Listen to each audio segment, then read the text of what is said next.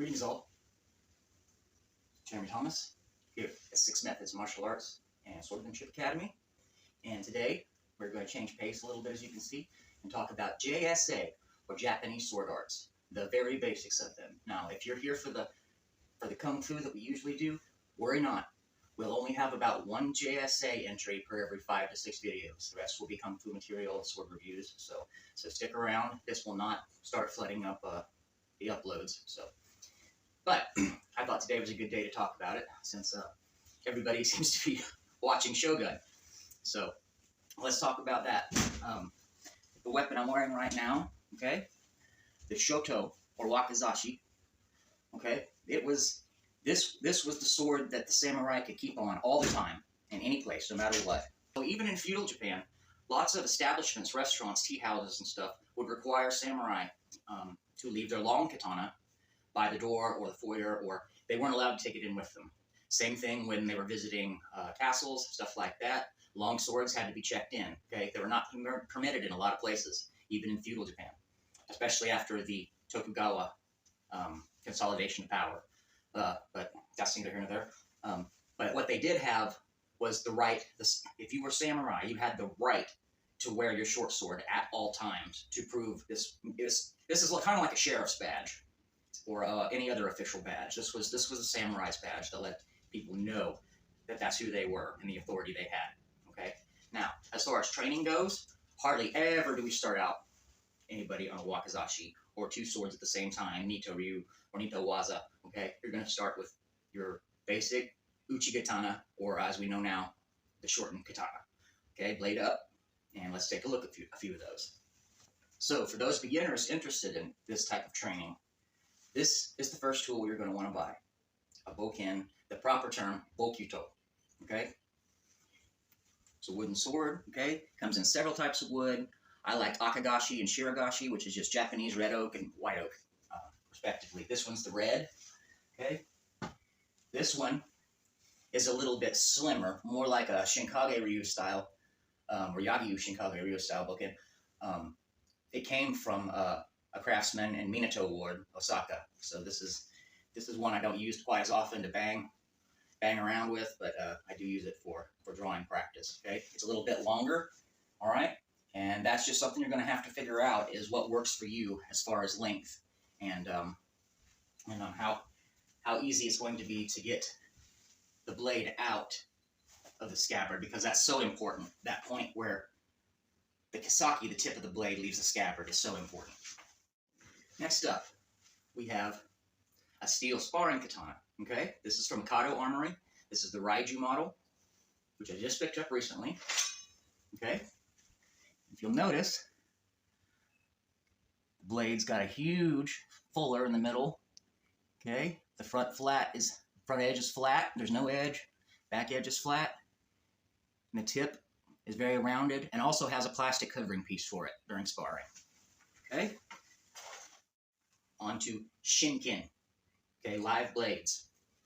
So all of my shinken, okay, are production katana, okay, which means they're not antiques, but they are made to functionally cut, okay?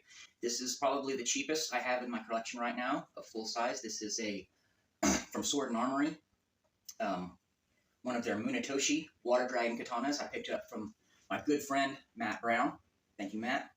Okay, it's nice and short, very light, has a nice quick draw, okay? And as you can see, right under here, it has a long fuller, okay? And this is not about blood groove, okay? This is called bohai, okay? It's a fuller that does nothing more than remove weight from the blade, okay?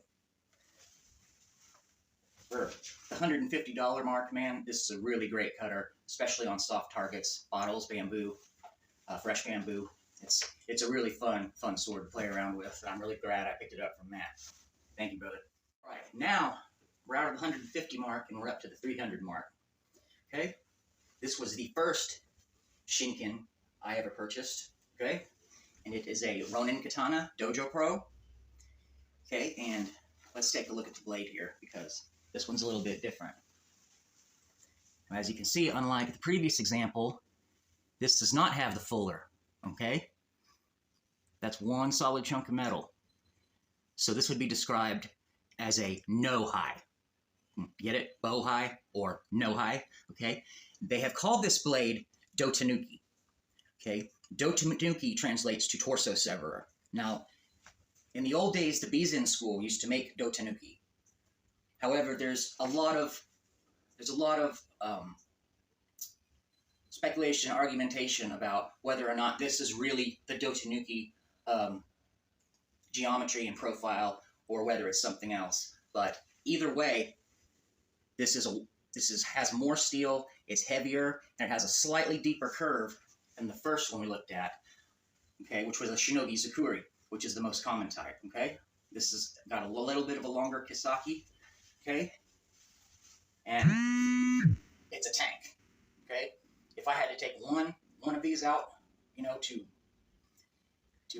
try to keep my life, you know, because I didn't have a firearm or whatever, or the world was a different place, this is the one I would take, just because it was hard to match. Of course, I'd strip the handle down, wrap it in something simple and adhesive, you know, all the ornamentary would be gone from it. But other than that, the blade is just, it's a mean cutter.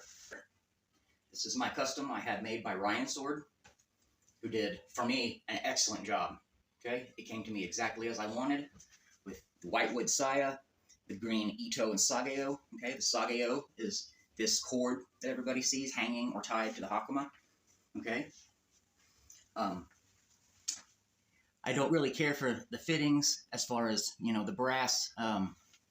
Brass isn't my favorite, but I really couldn't find anything else that I liked with the green and white wood combo, so I just opted for the plain dragon looking stuff. But let's take a look at the blade, and again, we have a shinogi zukuri geometry, but on this blade, you got a little bit wider profile as far as from the back mine to the edge ha. Okay. And of all my swords, it has the most pronounced hamon, okay? The edge there, where the wave, you see the wave on the katana, okay? So this is probably, out of all of my Japanese swords, my favorite cutter, okay? It's got a slightly shortened handle, okay? And one of the reasons I had to make that is because I do a lot of Tachiwaza, or one-handed techniques. Okay, so I wanted my suka on this one just a little bit shorter, so I wouldn't have quite so much weight hanging out there on the end. So, lastly, we have the big boys, the Nodachi / Changdao. Okay, from the models I've worked with, there is not a lot of difference between a Nodachi and a Changdao. Okay, not Miaodao. Miaodao's not part of this. Changdao. Okay, that means very long handle. Okay, the sword is almost 5 pounds. It's very heavy. It's not light like a Miaodao. And it has a much thicker blade with a much steeper curve. Okay, this blade is not light. You have to have some amount of upper body strength to move it around. Okay, and that's what separates the Changdao from the more modern Miaodao. And I'm not going to get into that too much. Everybody has opinions on that. But what we know about this, okay, is this was an import from Japan. Okay, it just plainly and simply was, whether they got it from pirates or whether they actually met up with someone from Kage-ryu to get those Densho scrolls that they have of a certain, you know, enter the cave technique and all that. Okay, that was Japanese swordsmanship that Chinese generals, okay, added in to their already large weapons repertoire. Okay, so I really want to emphasize that there is a big difference between Changdao and what we know as Miaodao. Soredachi.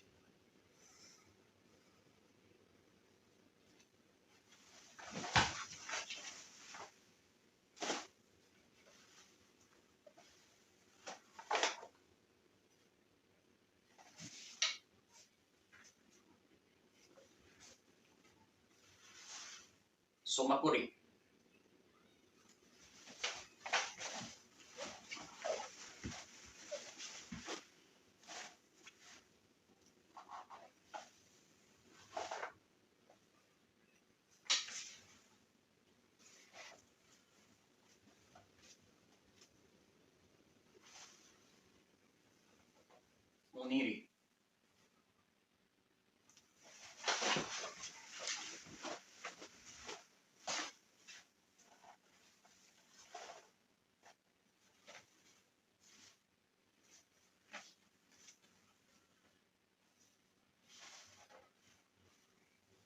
Abizoi.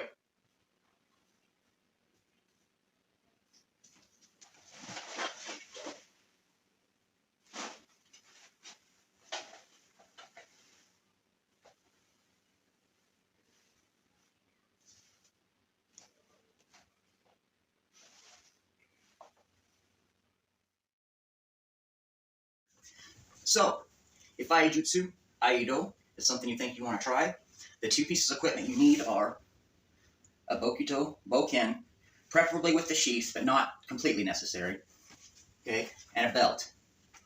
It doesn't matter what kind of belt right now. Eventually it'll have to be an obi for a hakama, but just right now all you need is the belt. So if you got an old karate, taekwondo belt, whatever, okay, all you're going to do, thumb, slide your boken through, okay? You line it up, hand, right down the center of the body, and the butt, the sukagashira, there should be a triangle that leads right to the navel, okay? Now, when you're wandering around and walking, you don't want to smack into somebody else's scabbard. That's going to start a fight. So you wear it in this up position when we're moving around, which is why we have techniques like kabe-zoe that draw from that position. Okay? So, if you really want to start trying some of these and think you're going to like it, just start with a belt and a wood sword. Okay? You can get a lot done with just that. Other than that, that's all I really have for today, guys. If you have any questions about JSA or are interested in learning any of it, please contact me. If you liked the video, please like and subscribe. If you didn't, we'll be back to Kung Fu and sword reviews in no time. Or as I like to say, 2 shakes of a Persian kitten's whiskers. All right, fellas. Thank you. I hope this gives everybody a little bit of insight into JSA and especially EI arts. This art of drawing and cutting in one motion. Okay, it's a very unique form of martial arts, but in my opinion, it adds a lot to a person's martial resume. But in any case, thank you guys. I always have a good time. Thank you so much. Till next time.